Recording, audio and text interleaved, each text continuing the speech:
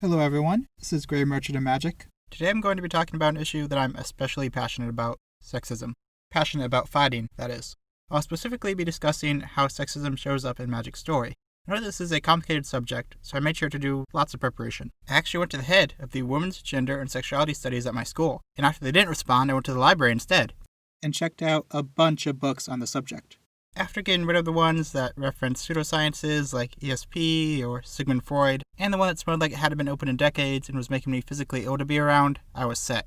If you're not sure what the title of this video means, that's no problem. I'll do my best to explain exactly what benevolent sexism is, starting right now. Part 1. What is benevolent sexism? The part right now. If you were to Google what is benevolent sexism, you'd get various slightly different answers. But most simply, benevolent sexism is the subcomponent of sexism that isn't aggressively hostile. Examples of benevolent sexism include approving only a women who ascribe to strict gender roles, revering women for their higher purpose as mothers or wives, romanticizing and or sexualizing women, projecting a separate but equal attitude towards the sexes that claims equivalent worth, but applies double standards of expectation, reinforcing ideas like women are weak and need to be protected and kept hidden by men, believing in spreading positive stereotypes about women, such as innate warmth, emotionalness, piety, dutifulness, or purity. Placing women on pedestals. Holding women to a lower standard than you would a man, because you believe that women should not be placed in stressful situations for their own benefit. Holding women to a higher standard than you would a man, to toughen them up, or because you believe that they're more capable. Now that we know what benevolent sexism is, and learned about some examples of it in action, let's talk about why it's bad. Part 2. Why benevolent sexism is bad. Benevolent sexism isn't discussed as much as hostile sexism. However, it can be just as damaging. Firstly, benevolent sexism depersonalizes people. A positive stereotype is still a stereotype, meaning that it strips people of their individuality and judges them based on a characteristic that they have no control over. Secondly, benevolent sexism does not compliment women.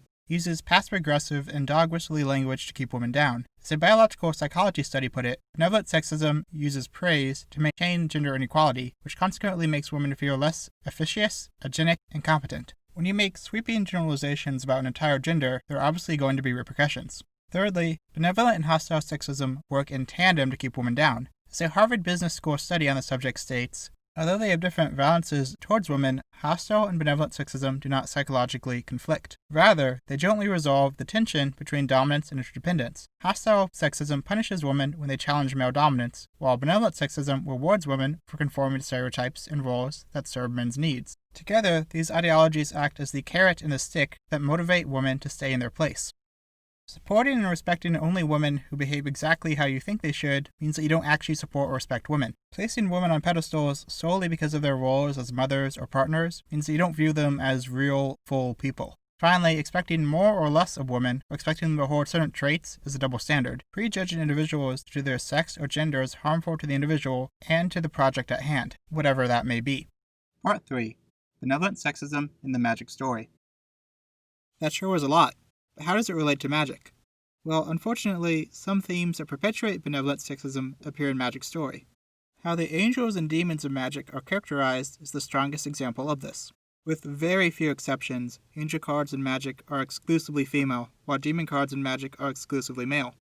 These exceptions are from the following sources. Magic's earliest beginnings, before they figured out how they wanted to do things. A set that purposefully did everything differently than usual. A set that intentionally aimed for a something isn't right here vibe, and finally a card with no indication of demonness in its artwork.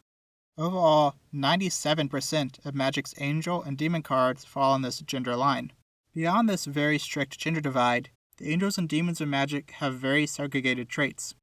Angels are protective, reactive, pious, dutiful, and pure. Demons are aggressive, hedonistic, and immoral.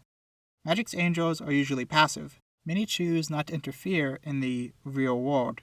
Those that do usually only act in response to the actions of others. Angels also have a tendency to fall under the control or direction of others. To my knowledge, only a single angel in Magic's history has been in a romantic and/or sexual relationship that wasn't non-consensual. Finally, the angels of Magic are physically very similar. The vast majority are fair-skinned, slender, and long-haired. The most diversity you're likely to get is that sometimes the angel is a redhead or a robot. Meanwhile, Magic's demons are proactive and ambitious. They go out into the world and they do what they want. They generally rule themselves. Anyone who tries to control them is probably in for a bad time.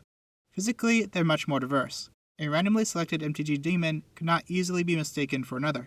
Another example of benevolent sexism in Magic is in how villains/antagonists are handled. Within the past 10 years of Magic, there have been at most 3 major and/or recurring female villains who are either eventually redeemed or a member of a council situation.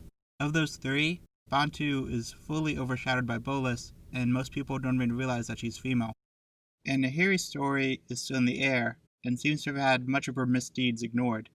I argue that Queen Marchesa is the only villainous woman in Magic's last 10 years who is confirmed to be redemption arc free, doesn't work for a man, and isn't part of a larger group of equals where the males outnumber the females. When it comes to male villains in Magic, they are significantly more likely to be working by themselves and for themselves. Additionally, within the last 10 years of Magic, not a single male villain has been redeemed, with the possible exception of Garrick and Sarkhan. However, these character transformations are treated very differently than those of Liliana and Vraska. Instead of making a choice to be better people, they are more just made not crazy by forces outside their control. Villainous male planeswalkers outnumber villainous female planeswalkers by about 10 to 3. There are also far more anti-hero or neutral male planeswalkers than female ones, and when a female character does have flaws, they are often either retconned out, like with Nissa, or frequently downplayed, as is often done with Liliana and Nahiri. Part 4. Ramifications. There are a variety of reasons why the recurring thread of benevolent sexism in Magic's story is unideal. Firstly, this presents a very non-nuanced view of women. It says that men can be and do anything, but women have a strict, uniform nature. It reinforces the idea that women should stay in the background and play a supportive, passive, reactionary role. This is completely untrue to life. Anyone who thinks that women as a whole are unable or unwilling to be proactive and assertive obviously hasn't met very many of them. The stereotype portrayal of women is obviously bad because of the wider negative trends it represents and contributes to. It often also results in repetitive and boring characters. Rejecting benevolent sexism is great, because it not only makes a large portion of your audience feel more understood and welcome, it also makes better, more engaging media. Next, let's talk about the hard and fast rule that Wizards sticks to when it comes to angels, demons, and gender. The stated reasons for this are as followed. They are cautious about creating female demons, because they don't want to utilize sexist succubi tropes. They like it because they consider all female races in pop culture to be rare. It's a learning opportunity for men, / isn't an issue overall to not be represented in a certain way.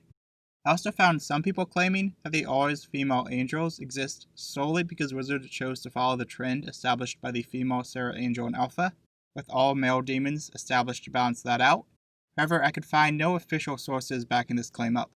The reasons that Wizards have given do seem well-meaning, to me at least. Unfortunately, each argument they provided has one or more questionable elements. Firstly, the possibly apocryphal story that they're just going off of the example set by Sarah Angel. While this reason may not be true, I would say that it's worth discussing since a fair number of players seem to believe it. So much has changed since Alpha, mechanically, flavorfully, and thematically. As a whole, Wizards generally doesn't do things solely due to tradition if there's a net positive to changing. Since that is the case here, for reasons that I will explain later in this video, I don't buy this line of reasoning. Next up is the argument that they're afraid to do female demons because they don't want to reinforce sexist succubi tropes. I respect the intent behind this mindset, but I just don't understand the implications behind it. What's stopping them from making female demons and just not sexualizing them? Are you telling me that they can look at every single non-sexualized male demon card and explain why it just had to be male? To me, the whole thing reeks of a Madonna whore complex thought process. In case you didn't know, the MWC is the theory that men are capable of seeing women only as belonging to one of two extremes. Either 100% pure and heavenly, or 100% debauched. While it's ridiculous to claim that all men see all women this way, I would agree that there is a tendency among some men to apply this line of thinking. In more modern terminology, it's very similar to the all women are queens versus if she breathes, she a thought meme of today. Applied to Magic, it seems that some of the MWC's themes have influenced their decision-making. Angelic females are 100% pure, therefore a demonic female would have to be 100% impure, and the only way of expressing that they can think of is through heavy sexualization. Since they rightly aren't going to do that, that means no female demons at all. But again, there are so many tropes of evil that aren't related to temptation that wizards have used on male demons and can easily apply to female demons if they chose to. The next reason given for all angels being female is that they believe having an all-female race makes magic unique. Unfortunately for them, that's just not the case. Single-sex species are exceedingly common in sci-fi and fantasy.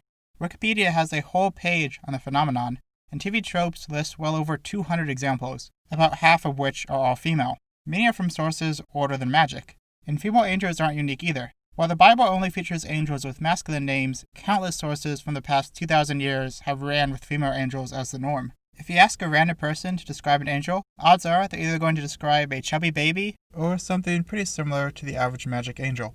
Magic's female-only angels simply reuse an old and often tired trope. Finally, there's the argument that all angels being female is good, or at least not bad, because it's good representation for women and a learning opportunity for men to see themselves not represented. I have issues with this line of thinking. I identify as a man, and I have a problem with all angels and magic being female, but that problem isn't that I don't see myself represented in them. My problem is, among others, that the people who are being represented aren't being represented well.